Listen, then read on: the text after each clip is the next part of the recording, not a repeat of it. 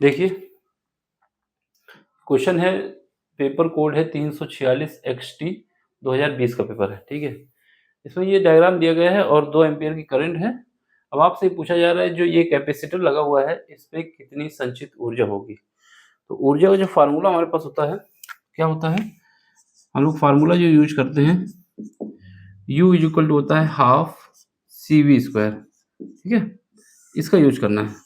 यहाँ पर हमारा सारा खेल है वोल्टेज का। अगर हमको वोल्टेज पता चल जाए तो हम लोग निकाल सकते हैं। देखो हमेशा याद रखना, करंट जो है कैपेसिटर पे नहीं जाएगी। क्या बोल रहा हूँ, करंट कैपेसिटर पे नहीं जाएगी। तो हमको बस अपने दिमाग में ये रखना है कि करंट से कैपेसिटर का संबंध नहीं है।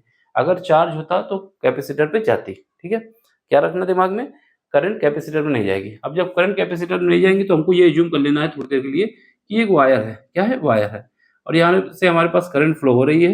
ये जो करंट फ्लो हो रही है वो क्या है, आई है। जो नीचे दी है वही वाली करंट है, ठीक है। ये स्मॉल आई है तो स्मॉल आई लिख दो। ये हमारे पास स्मॉल आई है, कितनी है, 2 एम्पीयर की है।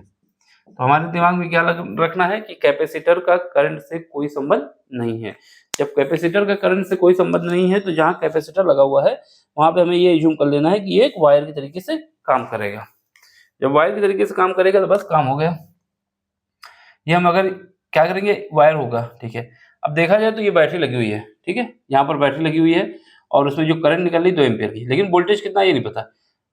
ये तीनों क्या है, ये तीनों क्या है, सीरीज में है, यानी सब में करंट सेम फ्लो हो रही है, इस वजह से ये सीरीज में है।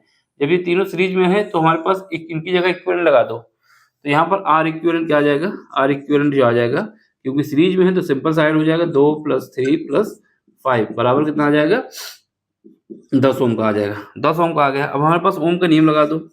ओम का नियम क्या होता है, ओम के नियम से, ओम का नियम कहता है वोल्टेज जो होता है वो करंट और रेजिस्टेंस के मल्टीप्लाई के बराबर होता है।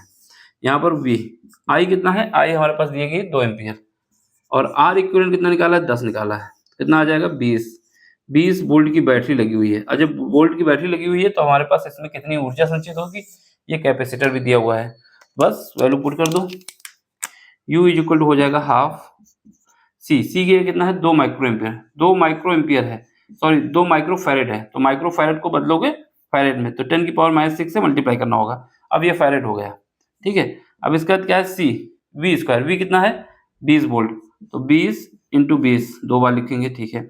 ये इससे काट दो, 2 से 2 कट गया, तो कितना बचा यहाँ पर, U इज इक्वल टू हमारे पास बचा है 400 बचेगा ना, लेकिन 2 जीरो कम कर देते हैं, तो 10 की पावर कितना बचेगा, 4 बचेगा। यहाँ पर देखो 6 है, 2 पावर यहाँ से कम हो जाएंगी और ये 2 2 4 हो जाएगा, ये जूल। ये हमारे पास फाइनल आंसर है, ठीक है। सिंपल सा क्वेश्चन है, 2 नंबर में था, इससे ज़्यादा इसमें कुछ करना भी नहीं है, ठीक। बाकी किसी क्वेश्चन में आपको प्रॉब्लम होती है तो टेलीग्राम का लिंक दिया गया है, वहाँ पर ज्वाइन होइए, क्वेश्चन पूछिए। बोर्ड कोई सा भी हो, CBSE बोर्ड हो, UP बोर्ड हो, MP बोर्ड हो, राजस्थान बोर्ड हो, कोई सा भी बोर्ड हो। इसके बाद ये मार्च में जब एग्जाम खत्म हो जाएंगे तो आप उसी ग्रुप में नीट के क्वेश्चन पूछ सकते हैं, जेईई के क्वेश्चन पूछ सकते हैं, फिजिक्स, केमिस्ट्री, मैथ, तीनों में से कोई भी क्वेश्चन पूछेंगे हम आपको सॉल्व करके देंगे, ठीक है। समझ में आ रहा हो तो लाइक शेयर सब्सक्राइब जरूर कर देना। Thank you for watching, bye, take care.